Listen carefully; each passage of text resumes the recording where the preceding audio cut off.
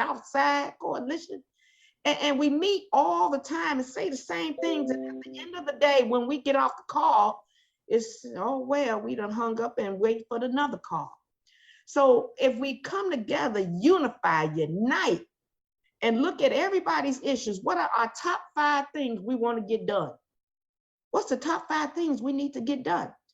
And let's look at it. What's the first thing? Is it pension? If it's a property tax, is it more equity, health equity, whatever it is? Can we just get all the pastors and the ministers and the tax doctor and all the Wandas, everybody together and come together, and let's just, and all the Andrea, I mean, all of us together and really think about, because there's power in numbers, and let's get on and let's get it in and let's get it started. In terms of legislators and state, I want to believe that if folks were educated, that they will say, you know what, I got you. You're so right. And I haven't ruled that out yet. I mean, I know the tax doctors have been knocking down doors. I say, let's try it again. Let's get with the legislators. Let them understand the data that we have, and how our lives are impacted, how the lives of folks in the state of Illinois is impacted, where to the point we got 500 people leaving almost every week, every day leaving. Population is just dwindling. And as the tax doctor keep training me and teaching me, he said, well, you know, once everybody leave, guess who got to hold it up? The folks that are still here. So we still got to hold. That means more gonna be put on our back. Or the new people that comes in. Yeah. Right. Yeah. So I just wanted to, when you talk about the legislators not coming together, you just mentioned the community organizations. So they're doing the same thing that the legislators. So is it a diabolical plot for these people not to come together? Because crime pays. Everybody getting paid for crime, from the police to the prosecutors to the lawyers, everybody getting paid. So why would they want to change it? I mean, they say they're doing these band-aid approaches to everything, but I don't think that anybody, just me, I don't think anybody want to see this stuff change, because it's you know, crime pays. Well, so, who's got something to win? Who's got something to lose?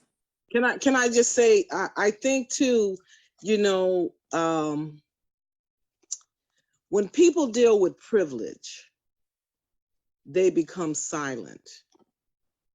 When it's like, well, my family is taken care of, or my bills are paid, or my mortgage is straight, or, you know, people become mute. But I would like to say to LaShawn, I think that this platform that you're on, Chicago Communicator News Media, we're not just an organization. We are that platform to distribute the information. So if anyone can help let folks know that Chicago Communicator News Media is a sanctioned media to get the word out. So this platform should be used by those to gather information. We're looking for people to be guests on the show. We're looking for information to be shared. We're looking for strategy sessions. And so all of those other organizations that you're talking about, LaShawn, guide them to Wanda, because Wanda has a program that she's working on called TRIPS. And this is for the avenue of those legislators or organizations that want to get their word out to use this platform. This is a media platform, and some of us on this platform are credential media. And so we can go through doors that other people can't and cross lines that other people can't. So please look at this media as an independent source to gather information and make sure that this word is shared, not only on this platform, but through YouTube. We reach 250,000 people. And so when we're on this platform, even though it might be 7 or 8 people, what we say that's impactful then goes out to 250,000 people. Yeah. And so we need to really look at this media and knows the power that it wields. And we're looking to grow. So anyone that has a story to be told, or you know someone from those other organizations that need to get on this platform, then I think that this is a platform that we really need to work to strengthen. Thank I you, totally agree with that. Thank you so very much. And I think that everybody on this platform knows somebody, know 5 pastors, know 5 other organizations. So invite them out on this Yes, platform. And once we come together and have that conversation, because everybody having the same conversation that I know Yeah. of.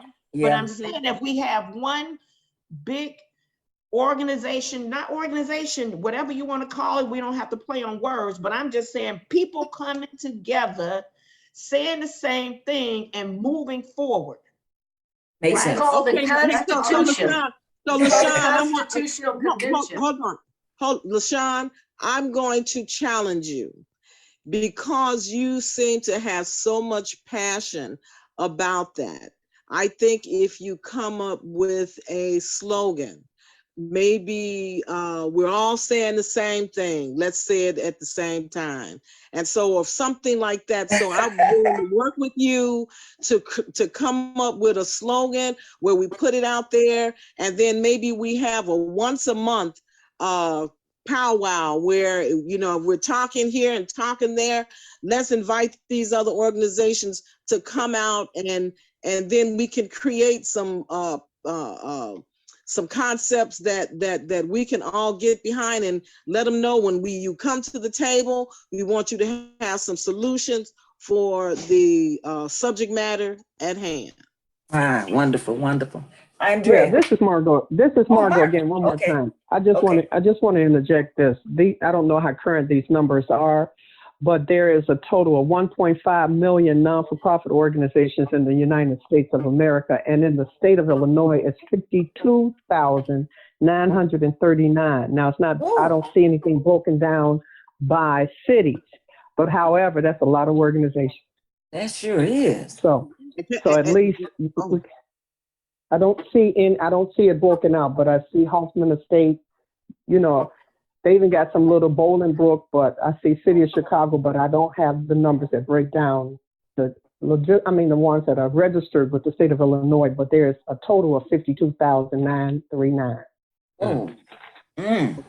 And can I say that a sister on our advisory council, her name is Annette Britton. She ran for alderman in the 27th ward. She didn't win, but in the process of her doing that, she discovered that in our little community of East Garfield Park, there were over 200 nonprofit organizations being funded. And the sad part is that when your statistics are so bad, the question would be, why are these people getting this money? Why are they getting the funds? And statistics show that we have the worst crime, we have the worst housing, we have the worst homelessness. And so we need to call these people out and just find out, what are you doing with this funding? Yeah, I think that's the right answer. It's what are they doing with the funding, and see what else we can add to them. And if you can prove that you're worthy of it, then that's fine. But we need to find out if our statistics are reflecting the same thing that's been happening year after year. Because I didn't know. I'm like, the community is not that big for it to be over 200 nonprofits in our community.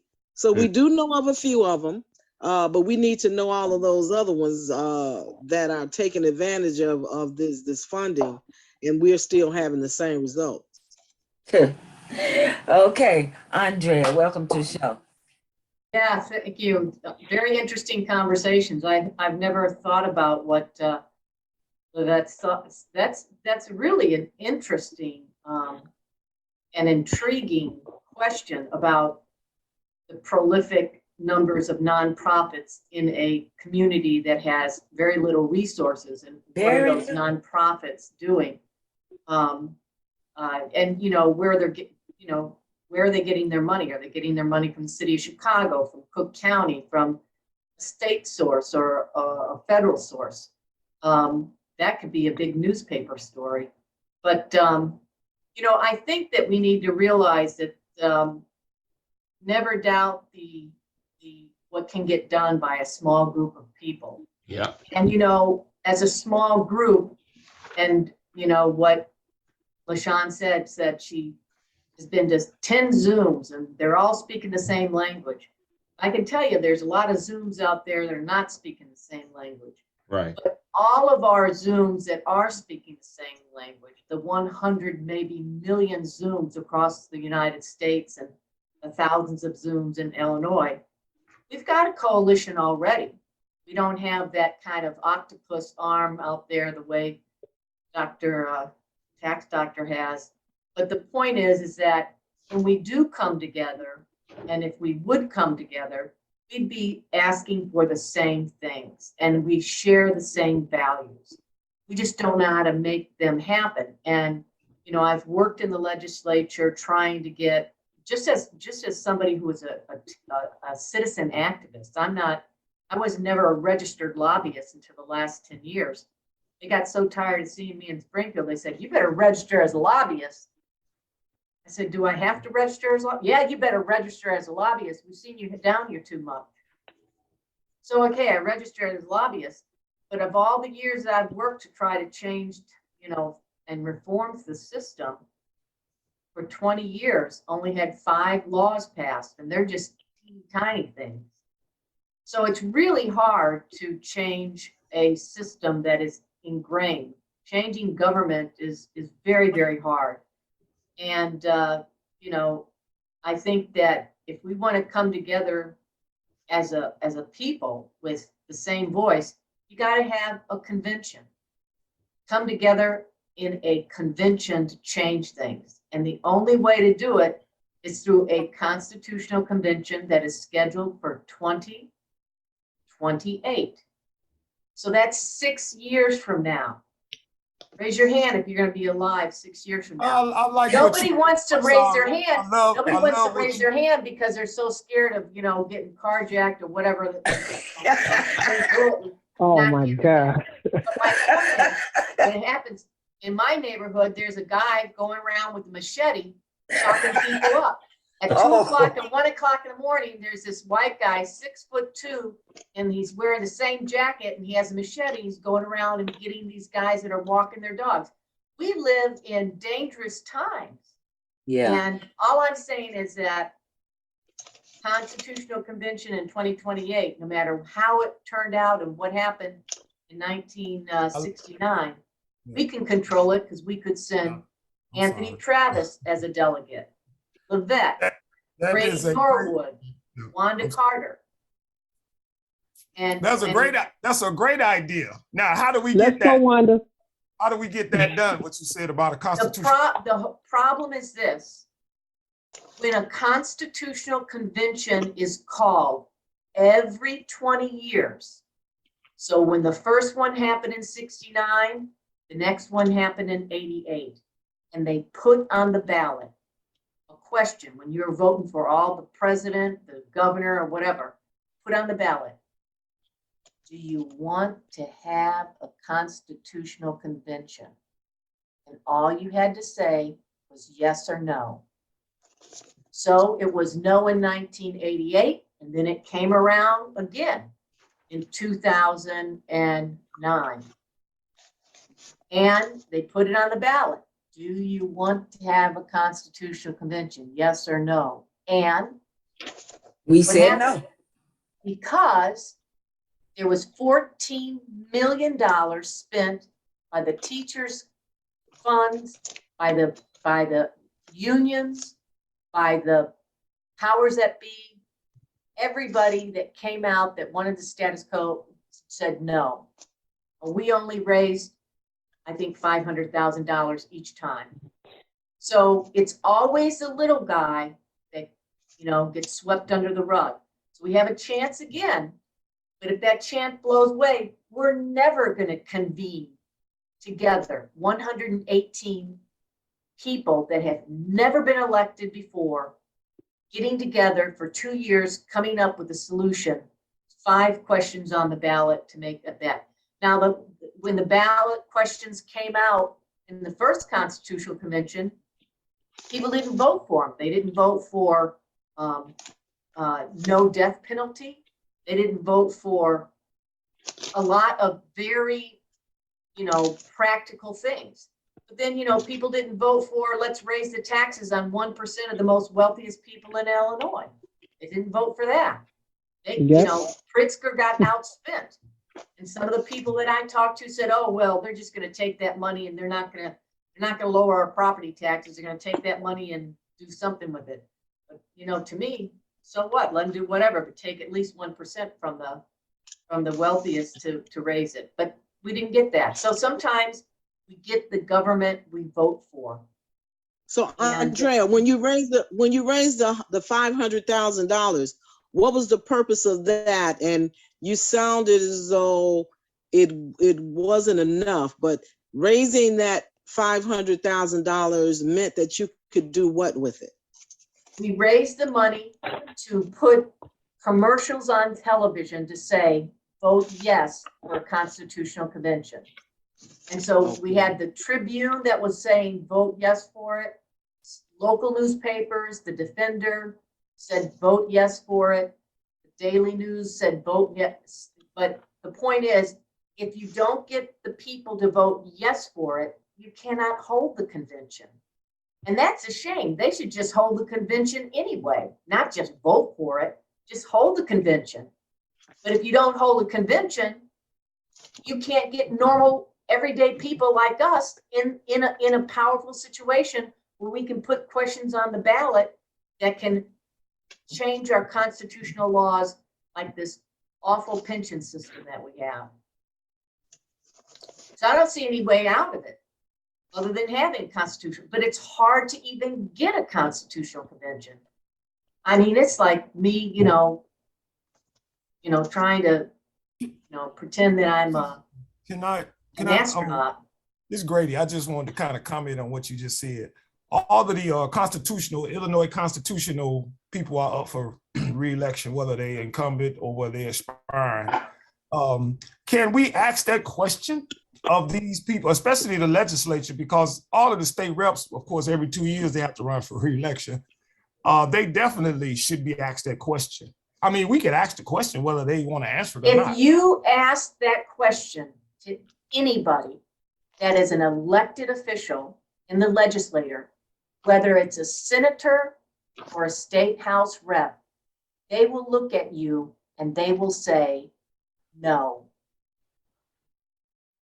You show me one legislator that will say, yeah, I support a constitutional convention in 2028 because we haven't gotten anything done in 53 years. Not one single legislator will say yes. Why don't we put out a survey? We could put out a survey and ask them. I was going to say, what about if there were 20,000 signatures on a petition? Or more than that, but I'm just saying that's just a random. I think it's a good idea. I think why don't we get up an electronic petition so you don't have to circulate, but you can put it through the email and say, why not have a 2028 constitutional convention and say, sign this petition. You're going to get a firestorm of opposition. I mean, you're going to get people that said, no, don't raise those millionaires' income taxes, So, but it would stir the interest in it, because I'm as tired as you guys beating the drums, having these elected politicians come over and smooth with you and make you feel important, and then when you try to get anything done, it doesn't get done. And Anthony Travis and I went down that road with Senate Bill 508. And we were promised the sun, the moon, and the stars. And then they stabbed us in the back, and they had the Ed Red lobbyists from the educational boards just kill it. And I've had that happen to me, but it's not pleasant. Yeah. When Now, when the you ones, become an elected official, you're very, very powerful. right. Now, the ones that, I don't know, you said you all did this a while back. I'm assuming that there are some state reps that's left over that took that position. So we need to ask them a question, as a condition of us supporting you for reelection. We need to find out, okay, you didn't go with us last time. We definitely are not going to support you if you don't support this constitutional amendment. Grady, you know what? All of those legislators back in 1988 and back in and back in 2009, that's 20 years and 20 years, they're dead. They're not even in the legislature. Maybe they're not dead. Maybe they're not dead, but most of the people in the legislature right now are pretty new. And 20 years ago, they don't remember fighting against the country. But right now, I'm not going to say any names, but Anthony Travis was on a radio show, and it was by a radio show that was hosted by a state rep. As soon as Anthony Travis said, well, I'm sick and tired of this, maybe we should have a constitutional convention. The host said, a constitutional convention? As if Anthony Travis said, well, we should all get our heads shaved and go with, the Hare Krishna people. Oh boy. We got 1 minute. We got 1 minute. All right, we're closing. I'd like to ask a question. Okay. I don't know what I was looking at, but this guy McConkey, you all know him? McConkey. Anyway, on January 22nd, they mentioned, and I don't know what everything that I'm missing, but they were talking about a referendum to repeal the state's constitutional changes. And so I was thinking, is that whatever you guys are talking about as far as the Constitution or constitutional convention, what we would be asking for at that convention is you'd have to wait for a convention to amend something or to amend it. Explain it, Anthony, real quick. Well, we gotta go. Can you do it on the next show? We got to go to our next show. Okay. All right, it's 7:00, y'all. Thanks for calling. Well, you know what? But everybody, hold on. Everybody's not going to be on that show. Is that a lengthy question, or is that something? Well, it'll give us time enough to do some research on our own as well. Okay. All right. Gotta go. See you at the next show. All right. Thank you. Sorry, Lebet. We'll get the answer for you. Today, we're going to look at the Illinois Constitution. Now, some historical background. In 1970, the Constitution was the fourth one that Illinois has had. And the first Constitution went into effect in December 3rd of 1818. We became the 21st state in the United States of America. However, the first Constitution created a very weak governor with no veto power. And all four constitutions are actually located in the Archives building in Springfield, Illinois. So in total, we've had four. One that went from 1818 to 1848. Another that went from 1848 to 1870. A third that went from 1870 to 1970. And the current one that still exists from 1970. Now, some of the new things in the 1970 Constitution. One, the preamble now says that the government must protect people's health and must fight poverty and inequality. Also, the governor and lieutenant governor are now elected as a team from one party. And also, the home rule. Local governments can conduct their own business and create local laws without permission of the state government. Also, there's a new article on the environment itself. Now, the Illinois Constitution is actually much longer than the U.S. Constitution. Well, why? Because it's just more specific. It creates 3 branches of government: executive, judicial, and legislative, has separation of powers, and also provisions to help change from one constitution to another in it. Now, a little Illinois history. We've had 3 capitals in Illinois: Kaskaskia, Vandalia, and now the current one in Springfield. The preamble introduces the Constitution. Much like the federal Constitution, it tells what the purpose is. And it starts off, "We the people of the state of Illinois." And it says, "We the people in the state of Illinois, grateful to Almighty God for the civil, political, and religious liberty which he has permitted us to enjoy, and seeking his blessing upon our endeavors in order to provide for the health, safety, and welfare of the people, maintain a representative and orderly government, eliminate poverty and inequality, assure legal, social, and economic justice, provide opportunity for the fullest development of the individual, ensure domestic tranquility, provide for the common defense, and secure the blessings of liberty, freedom, and liberty to ourselves and our posterity, do ordain and establish this Constitution of the state of Illinois." So we stole a little bit from the federal Constitution, but not too bad. So let's take a look at Article 1. First of all, at the beginning, the Bill of Rights, instead of the end like the U.S. Constitution, it gives inalienable rights, rights that cannot be taken away. Examples: life, liberty, pursuit of happiness, just like the Declaration of Independence. It gives personal freedoms, religion, speech, and assembly throughout. Now, we're going to skip Article 2. We'll get to that later. But Article 3 looks at suffrage and elections. Voting requirements in the state of Illinois is: you must be a U.S. citizen, you must be 18 years old, you must be a resident in Illinois for at least 30 days before the election, and if you are 17, you can vote in a primary election if you will be 18 before the general election.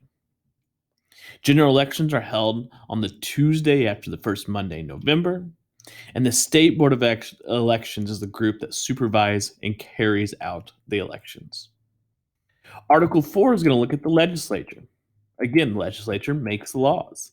It is bicameral and made up of 2 houses. They are known as the Senate and the House of Representatives. Together, they are known as the General Assembly, and each member makes $67,836. The Senate consists of 59 senators. They have 2 or 4-year terms. And the House of Representatives, there's 118 representatives, and they have 2-year terms. Our members are Senator Steve McClure from the 50th District, and our House of Representative member for the state of Illinois is Mike Murphy, and he represents the 99th District. And if you look real closely at the map, you can see where we are very close, right in the middle of the state, right in this area. We are part of the 99th Legislative District and the 50th Senate District. The requirements to be a senator or House of Representative member in the Illinois state government is: you must be 21 years old, you must live in the district for at least 2 years, and that's really it. Pretty simple. Now, the political leadership within the House of Representatives and the Senate consists of a Speaker of a House, which is the leader of the House, and usually from the majority party. And the current one is Chris Welch. The President of the Senate is Don Harmon, and again, he is the highest officer in the Senate and usually from the majority party. A quorum is needed to conduct business, which means you have to have a majority of people there. And the bill to law process